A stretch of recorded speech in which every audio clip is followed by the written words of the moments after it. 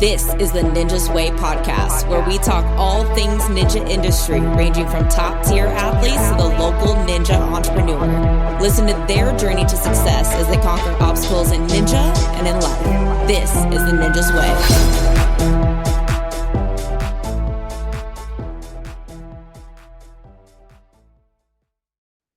Welcome back, everybody, to the Ninja's Way podcast and the Ninja Network Facebook group. I'm here with Jake, our co-host from Conquer Ninja, and Elijah Browning, the boss ninja.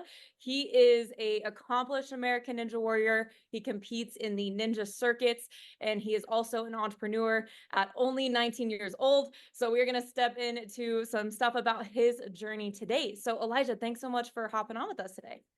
Yeah, thank you so much for having me. That was an awesome intro. You're pretty accomplished for as young as you are.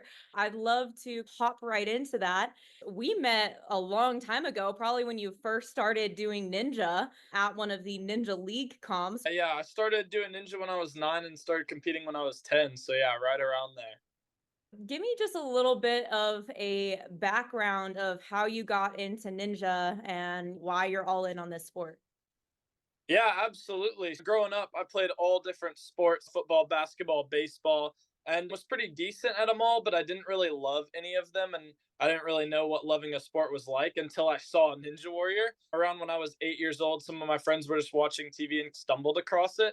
And I was instantly hooked. I went back and watched like all of the seasons with my parents and was just absolutely in love with the TV show. And so my parents got me a pull-up bar and I started working on that. A cool story, I started at like ground zero for ninja. I couldn't do monkey bars. Like I vividly remember that at 8 years old. And it took me 4 months to get my first pull-up as well. So from literally like zero to now like pro level ninja warrior. Started that and then started building obstacles in my backyard with my grandpa about a year later. And then a year after that, I started competing in local competitions like UNAA and WNL and stuff like that.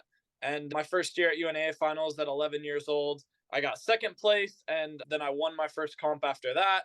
And I was like instantly hooked. I just loved it. It was so much fun. That's great to hear because we get that a lot in the gyms and throughout Ninja. Like, where do we start?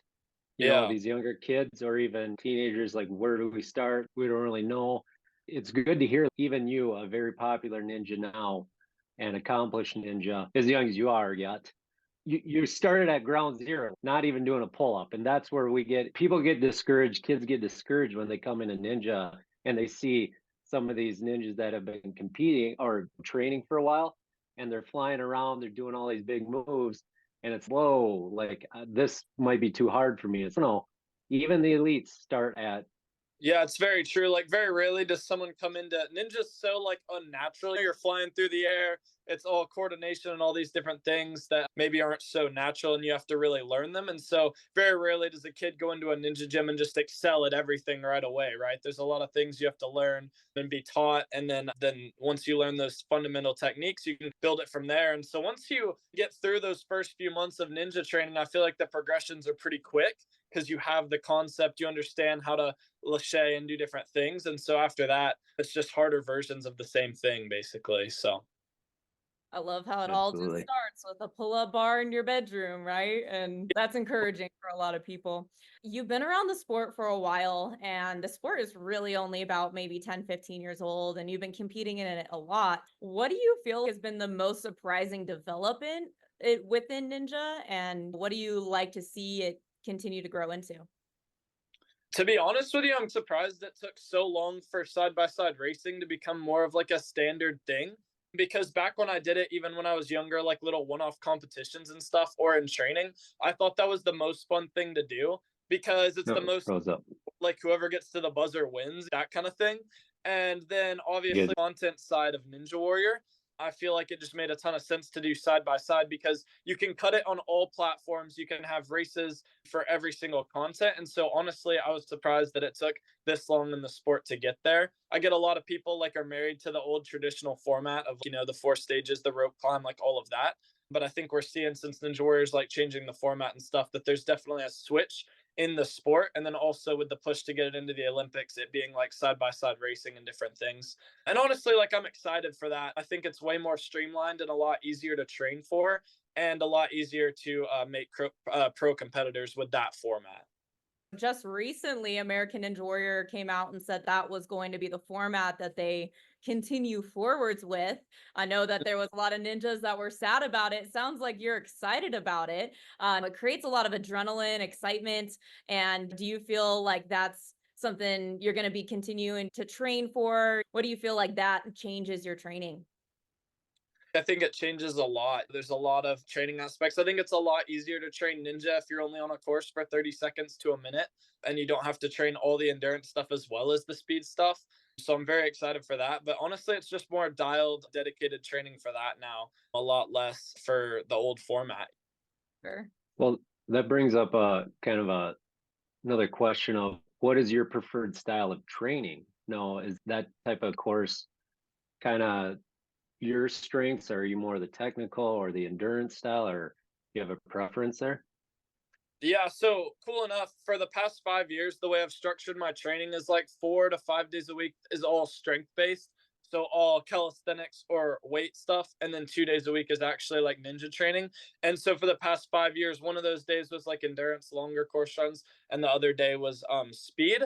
But as I've gotten older and I've put on more weight, more muscle, those kind of things, I realized that by the end of my training week, if I did the long endurance courses, my body was just so beat up. It was really hard to sustain holding lock offs like really long into those course runs and different things. Whereas I felt like my speed year after year just keeps getting better and I keep developing more in that realm. And so I've just grown to like it more as well because I feel like I can train better for it. And so that's probably why I'm like really excited about that is I've seen how fast you can progress in that and I've seen the crazy stuff you can do. And I'm just excited to see where the sport goes in that realm.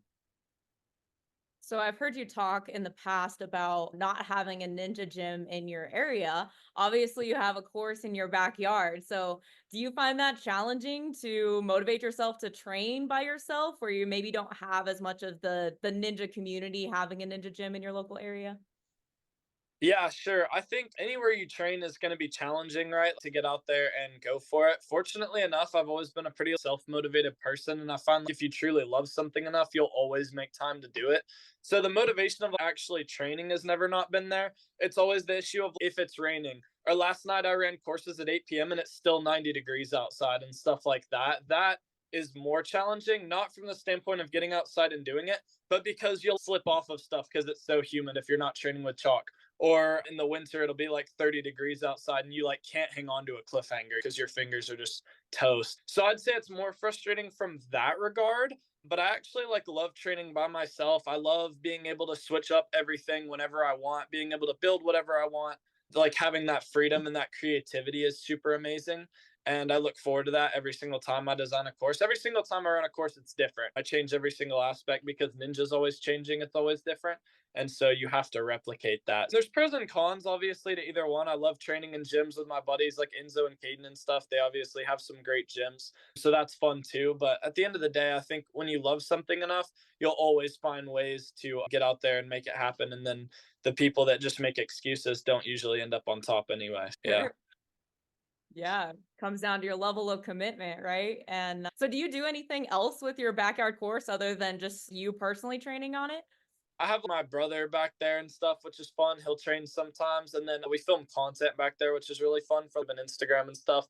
And then I've parlayed that kind of in gymnastics gyms near where I am. I'm starting to build ninja rigs and then I'm starting to do clinics on top of that. So starting to have a bunch of kids in there that maybe were into gymnastics and different things. Maybe they had a small ninja program and we're going in there and overhauling the whole thing, teaching all the coaches how to actually train for ninja and then doing camps and clinics on top of that as well. So the whole like building and backyard stuff has really been able to like parlay into other aspects and other businesses, which is cool. So were you, for the most part, just self-taught, or how does that work then when you, for people that just have a backyard ninja Yeah. gym, like what are good resources, Instagram and social, but how did that work for you? Yeah, I'm like 100% self taught. Like my grandpa taught me how to build. And then as far as fitness goes, everything I learned is like from my training regimen up until everything, how to compete and like your mental game to that has all been research. I was someone that like grew up hated school. And so for a little while there, I thought I hated learning, but that's not true at all. I'm like the biggest learner out there, honestly. Like I read so many books and listen to so many podcasts and all of that. And so I'm really good at hyper focusing on things. So when it came down to ninja and developing programs, I just dove into a bunch of climbing and gymnastics coaching podcasts. There's some good ones that I can tell y'all afterwards and stuff. And so I really dove into those and figured out how they were training for that, because those are similar sports. And then I figured out what made sense and what didn't through like trial and error and different things. And then also changing it for ninja, because obviously climbers can climb for 3 hours straight, whereas probably you're only going to be able to hang for 3 to 5 minutes on a ninja course. So you have to change some things because it's not applicable. And so everything has been like 8 years of research and me just really diving into the body and how it works, and like year after year growth. Because a lot of people, I've seen it in ninja. There's a lot of ninjas right now that I feel like have hit a point and they haven't really gotten better in the past couple of years. And that was always something that I challenged myself with. Even if you just have to get better on the mental side because you're not really getting better physically, like there's different aspects to a sport. And so you can train all those aspects and year over year continue to get better, continue to progress, all of those things. So yeah, completely self-taught, but I just love learning and researching and stuff. Yeah. No, that's awesome. And we talk a lot about the mental side of ninja, and I think that there's a big piece there. Is there anything that you do, like pre-competition rituals or things that have maybe helped you with the mental side of ninja competing? Specifically for the show, I try to just stay as relaxed as possible. For those that don't know, it's a very long, drawn out process from the moment you send in your application video to the moment you're actually on a Ninja Warrior course. And so there's so many aspects there that you really just have to stay relaxed. So you're training everything. But then when you're on set, so many people are getting so amped up. They're so intense. They're so excited, which rightfully so. It's a super exciting thing. But when you get on set at 3, 4, 5 p.m. and you don't run till 3, 4, 5 a.m., you can waste a lot of energy really fast and also get in your own head about certain obstacles. So I really just have music that I listen to the entire time, pretty much right before I go on the course, actually. So the whole time I'm on set, I pretty much have a headphone in my ear, except when I'm in interviews and stuff. And it's just trying to stay relaxed. I also pray a lot. Like me and my mom pray before every run and really go into that. And I'll just talk to God before I run too. God, I'm feeling nervous, all these things, but help me go out there and just perform for what I've trained for and how I've prepared. Because that's really all you can do. You've trained as hard as you possibly can. And so you also have to rely on that. You don't know any of the obstacles on the show. And so those are all going to be a surprise. And I think people get that in their head too. It's all going to be different than what you trained and stuff. You just have to trust that what you've trained is enough and go out there and perform. What's your greatest insight that your faith has maybe provided you? Yeah, absolutely. I think one of the greatest things about my faith is regardless of my performance, I feel the same, to be honest with you. I feel like I'm out there doing more than just running a ninja course. I want to be a good influence to people. I want to help people with struggles maybe they're going through. That's why I'm like super open about talking. Like my mom had breast cancer last year and different things like that. Because if it can help people in any way, that's what I want to do. And it becomes a thing of where when you're out on a ninja course, you're not as worried of how you do, because you're just like, God loves me the same, my family loves me the same, and I'm just excited that I get the opportunity to compete and do something that I love year after year.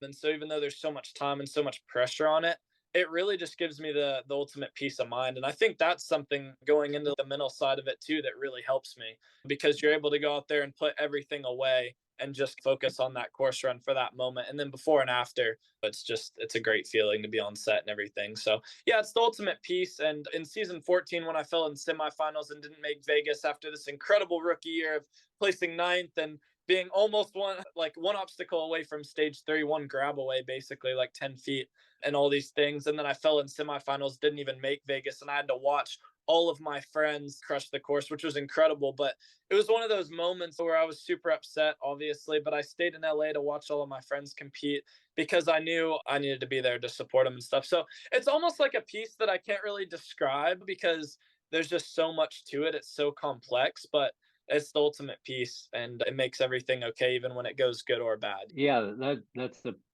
perfect way to put it. Like ninja, everybody when they get into ninja, they're thinking about their goal is to win a competition or do a big lache or win American Ninja Warrior or Junior, whatever it was. But they also need to consider most ninjas, if not all of them, never complete the whole course. Like Right. part of ninja is overcoming failure constantly. And that's a perfect way to put it. Speaking on some of the courses, you spoke on the show preparation for that. How about some insight of for some of the younger ninjas, how you prep for somebody's coming out of UNA worlds and WNL worlds and other comps like that? These big competitions, there's lots of people and long days. How do you prepare for some of that, or how do you handle those days? From the preparation side beforehand, I would say, because I was self-taught and I didn't have a coach to tell me this, I think this would help people.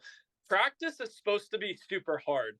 So for instance, like unless it's a speed course, if it's a harder course, like a more endurance course, I probably only clear like 10% of the courses I set up in my backyard. Because if you're clearing every course you set up, you're really not challenging yourself enough and you're really not pushing yourself. And so early on, I would get discouraged if I set a course and couldn't clear it. And now I realize that's really a benefit. You want to train the hardest courses you possibly can. And then obviously have some speed courses and different things that you can dial in and get really fast and link cliches and get your footwork down and stuff like that. But you really want your training and your practice to be as like intense as it possibly can. And so that prepares you for when you get to WNL Worlds, you get to UNAA, and there's all these things going on. There's a million people there. It's super stressful because you've got one moment to live up to everything and all the hype. But at the end of the day, like you've trained for this and you've trained way harder. And so a lot of times I found myself on courses like at finals that were way easier than courses I had set up in my backyard. And I can't explain to you how much confidence that gives you on a course when you clear a crux and then clear the whole course and you're like, shoot, that was like easy compared to what I train in my backyard or whatever. And that just really helps you because then all of a sudden you go into the finals day or you go into stage 2 or whatever it might be and you're like, stage 1 was this, whatever. And yeah, just training and preparing as hard as you possibly can. And then I think the same thing applies where you don't want to just go all out like in every interaction. There's a bunch of like pro ninjas there. You're probably going to see people you look up to. You're probably going to see really good people fall, all these different things. You've got to just block all of that out when it comes to the actual competition day. There's plenty of time to like fanboy, fangirl, whatever over the cool ninjas. And there's plenty to interact with cool people. But if you're there to compete and you actually want to win, you have to block it all out and really focus and do what you need to do for that competition. Do you Great have advice. a preferred league or the one that you really like competing in, and why? It's changed over the years, right? Like back in the day, I really liked WNL because I felt like the courses were top of the line, but I preferred it when the finals were in gyms and stuff. And as it got to the bigger, more like arena stage stuff, I felt like all the courses at finals were more like cookie cutter and just there was a bunch of filler obstacles. Like we have to have an obstacle that goes around in a circle and it's like a rope swing and stuff like that. And it was a rope swing every year. And so as those kind of started to progress, I didn't love that as much. I still think they run a great finals. And then obviously when UNX came around and now it's like NSC, those have been my more favorites. And then you get to a certain point, now I'm 19 and I've got all these different businesses and all these different opportunities. And so I'm really just almost taking a step back because the show is such a priority of mine. And I just do the other leagues for fun. And so I think all of the leagues are great for different reasons. Like for instance, the UNAA is good because their courses are like super creative, and I feel like there's a lot more qualifiers around me.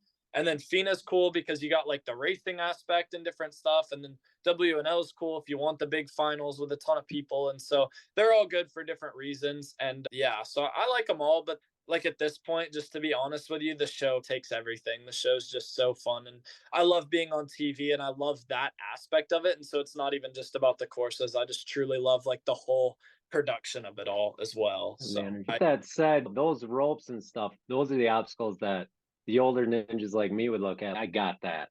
yeah. But we're not falling there. Yeah. That's So good. you're building your personal brand within Ninja. What would you say has been your greatest challenge as an entrepreneur? And what do you feel like has been your greatest achievement? First off, it's such a great honor to get to build the brand.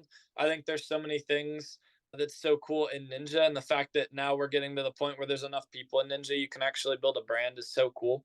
I feel like for me at this stage in the game, it's weird because I have all of these ideas and so many things that I would like to do, but I just feel like Ninja's not quite ready for them. And I can't even say what those ideas are yet. There's going to be some big stuff that I'm working on in the next couple of years, but I just don't feel like we're there yet, quite yet. So I'd say that's the biggest struggle is I have so many ideas and so many like innovative things that I just haven't been able to talk about or release yet.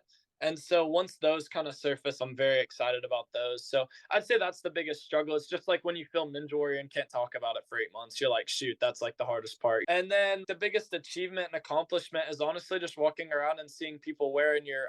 The other day, there was a bunch of kids wearing boss hats at UNAA, and that's like the coolest, most humbling thing ever because it's so sweet that they first off bought the merch and then second off that they're rocking it and they're supporting it and they feel a part of something. And so that's really cool. And I just want to continue to be able to build that and build that brand up. So yeah, that's like the biggest accomplishment. It's like seeing little kids walk around in your stuff. That's so cool. With some of that success on your ninja and your business ventures as a young man, how supportive has your family? You spoke to your mom. How supportive has your family been?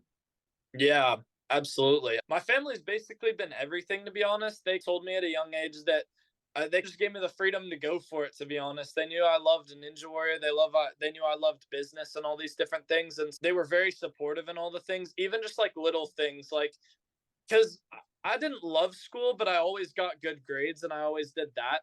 But they really allowed me not to like stress over that. They were like, you can focus on like Ninja and your businesses, and school can take like a second priority because they saw how much I learned in different things. And little things like having that support make the biggest difference in the world because then at 14 I was able to run like a sports card business, and then at 16 buy myself like a Ford Mustang GT and stuff. And so those little things like compound over time, right? Like those wins and that confidence. And had I not had their support running those businesses, they wouldn't have been where they are today, nor would I be where I am today in Ninja, that's for sure. Had they been like, no, you're going to play football in high school, you're not going to do Ninja, you're not going to do this, that would have completely changed the course of my life. And so their support and their love for what I wanted to do is everything. And they were the ones making the sacrifice, taking me to the Ninja comps, being able to build stuff in my backyard. Like we have 40 posts in the ground in concrete in our backyard and stuff. So having their support and their love with that too, that's everything. So I basically owe everything to my parents, and then that made it easy where I just had to work hard. Is there anybody that you look up to? Who's your mentors? Who are you listening to in your earbuds with your podcasts? Oh yeah, for sure. Business mentors, there's some good ones like Alex Hormozy, and then I, funny enough, listen to a lot of finance guys that are like super nerdy that dive into like stock analysis and stuff. And then depending on what companies I'm researching, if I was researching Tesla, I'd pick up like an Elon Musk book or something just to listen and figure out like where his vision was for different things. And I like diving into it on that regard. The Elon Musk book was incredible. It's 26 hours long, but it's an amazing book.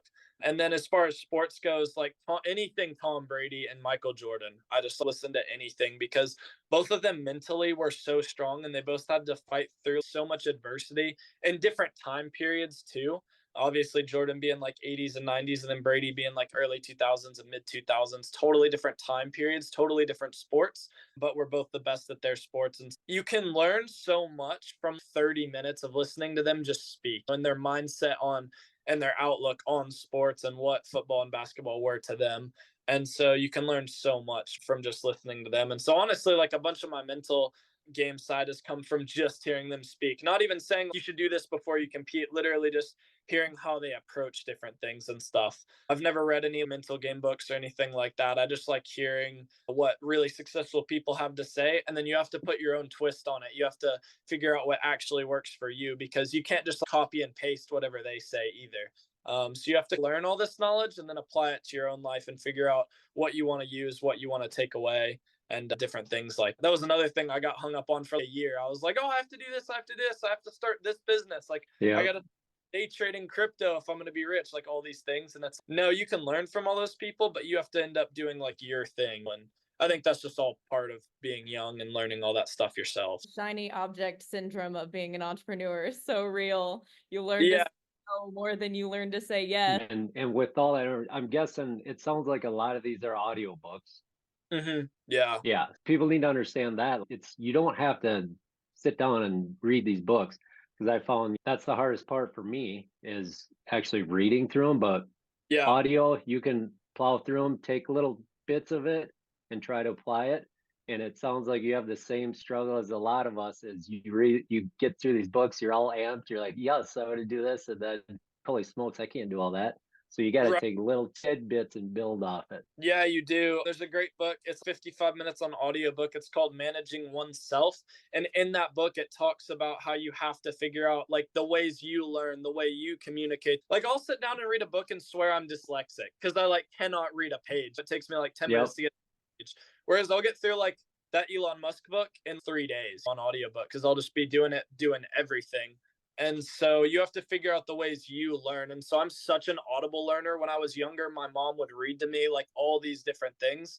And so you have to figure out how you learn and you want to like even run your business. Like different people run their businesses differently. Like some CEOs have board meetings just so he can talk and like process verbally. That's also something I do. I'm like a verbal processor. So I'll literally just talk to my mom for 30 minutes on things that I've probably already thought in my head. I just needed to get out. And then I'm like, all right, I'm going to do like this and this. And then some people aren't that way at all. They want to just stay like Elon Musk. He would just stay in his room all day and be able to get just as much accomplished by himself. So we're all just very different. And you have to figure out ways that work for yourself. Sounds like we could have another conversation down the road just on business alone with this young man here. Yeah, I love it. It's what I study every day, as well as athletics, obviously, but I love it. And you are like this embodiment of this first generation of ninjas. And I've been talking about this for a while now, that we have this whole like homegrown crop of kids that are now just really pushing the envelope of the sport and what is possible because they grew up in a ninja gym or they grew up on their backyard course. Do you think that if the show American Ninja Warrior was canceled tomorrow, do you think the industry would continue on? At this point, yes, which is like a very good place. If you would have asked me 5 years ago, I probably would have said no way. But I feel like all the leagues and the fan base is at such a point now.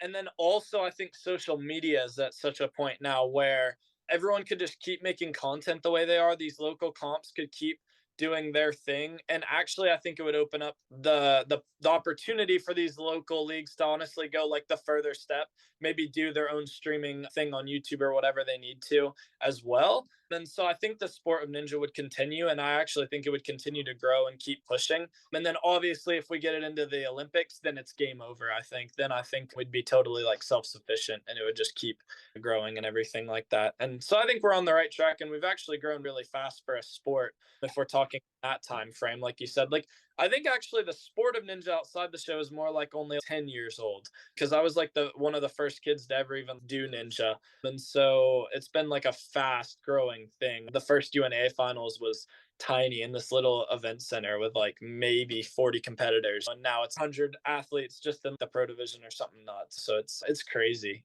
how much it's grown so fast. And yeah, I think it's pretty self-sufficient at this point. With old school scaffolding and duct tape holding the course together, right? And it's cool to see. Across logs for the first obstacle. So yeah. The balance logs literally chopped down trees that were just like covered in paint, and we're like, this is an OG obstacles. I think they made their debut, and then there was like some version of that in almost every finals after that, which I think is hilarious. Didn't see no balance logs this year though. Yeah, literally. It's nuts. It's so funny. There was a surfboard type thing. No, 10 years ago, that's what it was. Like, it was all backyard ninja obstacles, the gyms, the backyard gyms. Because 10 years ago, ninja gyms were hardly a thought. So, yeah, it's progressed. Yeah, very fast too, which is awesome. So I'd love to end with this. What is like these clinics, like how are you interacting with gyms and some of these other entrepreneurial things that you're doing? Tell us a little bit about that. A couple of years ago, when I was first on the show, a gymnastics gym reached out to me and they were like, "Hey, would you do a day camp for our students?" Because they had the Little Ninja program. And I was like, "Yeah, absolutely." Then it turns out that over 100 kids showed up just for that little day camp. And this was 3 years ago, back in 2021. And I was like, "Oh, shoot, like we might be onto something here." And so then I started reaching out to different gymnastics gyms. And then they all started like, all right, yeah, let's do this. And so we started growing that. And then I started reaching out to this company called We Rock the Spectrum. It's like a franchise, but essentially they have gyms that are like for all abilities kids too. And so then I started branching out into stuff like that as well. So we were doing gymnastics gyms, we were doing We Rock the Spectrum clinics, which was awesome because we had a ton of kids. We did it to where we took half of signups up front, and then we also sold merch at those camps as well. And then obviously we filmed like content there, like with all the kids, and especially with We Rock the Spectrums. It's like the sweetest moment ever with these kids that are struggling with like disabilities, and like having them do ninja obstacles is so cool because again, like the whole thing is overcoming obstacles, and they literally have to overcome obstacles like getting out of bed every day, and it makes you feel really good. You make money, and it's like a really cool thing. And so I just loved doing those, and that was a cool way to make some money and give back to the community in a way too. And so we've done those events for the past like 3 years and been trying to scale them and stuff, which is really cool. And we've had some pretty big ones at this point now. Yeah, that's been really fun for sure. So how can gyms get in contact with you? What's the best route for them to connect with you on getting maybe a clinic set up in their facility? Yeah, for sure. We're gonna launch a website soon within the next month or so. But right now, the best way would probably just be like contact my mom. I love that. Just hit my mom up. She'll take care of it. That's awesome. Well, Yeah. you are an inspirational young man and you're a great ambassador of the sport. So keep it up. Thank you so much. I appreciate that. Thank you so much for your time today, the conversation, and just the insights that you bring to Ninja Warriors listening. This last question, what does ninja mean to you? Yeah.